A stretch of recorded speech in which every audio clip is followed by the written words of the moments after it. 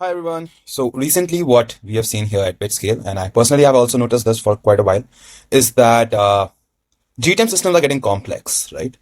And you need to have some kind of remote calling architecture or capabilities in your GTM platforms to leverage your tools to its maximum.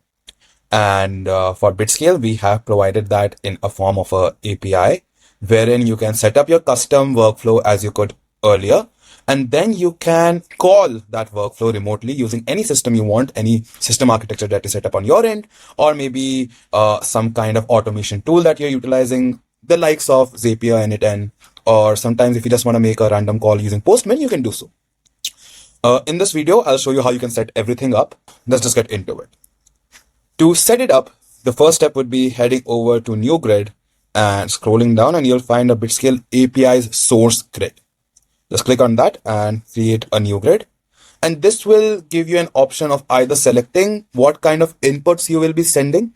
So we have given a few common inputs that people want to give: name, company URL, LinkedIn URL, LinkedIn URL, things like that. But in case none of these work out for you, you're doing some kind of very custom enrichment or your workflow requires some kind of custom input, you can put these here. I'll just put in one test, something like that. And when I click continue, it will create a grid where I can set up my workflow, and it would allow for us to take test as an input.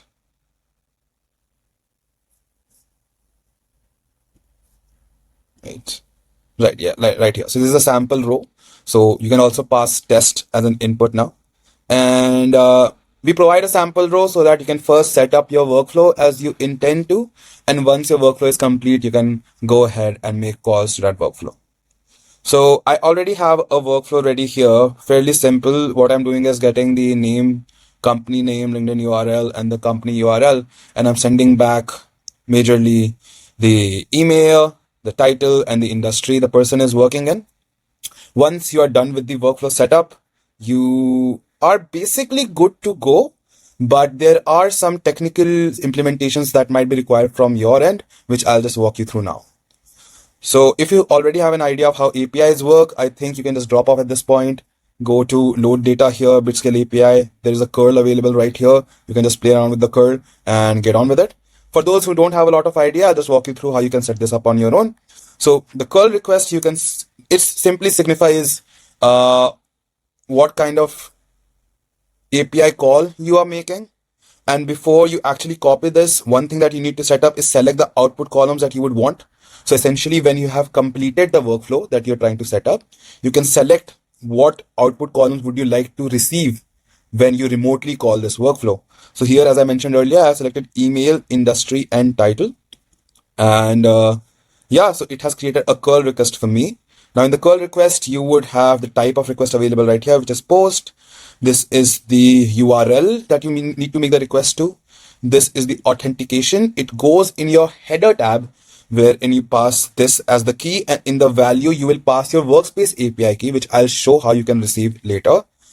Content type is application JSON. These also go as headers wherever you're making the call from, with this as the key and this as the value. These are the inputs. You can pass them as a raw JSON in your request body. And these are the outputs that you will receive. Now, this is an internal reference. You don't need to make a lot of changes here, but this is how it goes. A simple way to set this up if you want to test this out and maybe try out or just test it out essentially is you can copy this, head on over to Postman. All right, go to import and paste this curl request, whichever you have ended up creating. And this collection name is fine. I'll just import this into collection. And it will create a sample call for you so that you can just copy things from here. So you know it's a post request now. This is the URL that you need to copy. This is the body of how it will go. The output columns you don't need to change. Just replace the values here with the values that you intend to send to Bitscale. And in headers, you would need to replace this with your API key. Now, where do you find your API key? You can simply go to the platform, go to workspace in settings. I'll just walk you through this as well. So you go to settings, workspace, and you will find a workspace API key here. You can simply copy this, come back over here, paste this. All right, now I already have a call set up with all of the data points already entered. These are my details basically. And I have tested this out. I have received the output, but I'll run this live as well for you once. So I'll just click on send here. And this would essentially make a call to the workflow that we had created. And coming back over here, and it will just initiate the run, wait for the run to complete, and it will send back the response here. So there might be a delta because this is an API, so it tends to work faster, but it might take a little while for the changes to reflect on the front end. So we have received the information correctly. My title is here, the industry I work in is here, my email is here, and this is the correct email, and we're good to go. So 3 steps: essentially creating the Bitscale API as a source, setting the workflow up. Once the workflow is set up, creating the curl, copying the curl request after selecting what output columns you want to use, and setting that curl request wherever you want, either in an automation tool or in your internal systems, and simply making a call, and you will receive the responses that you have selected.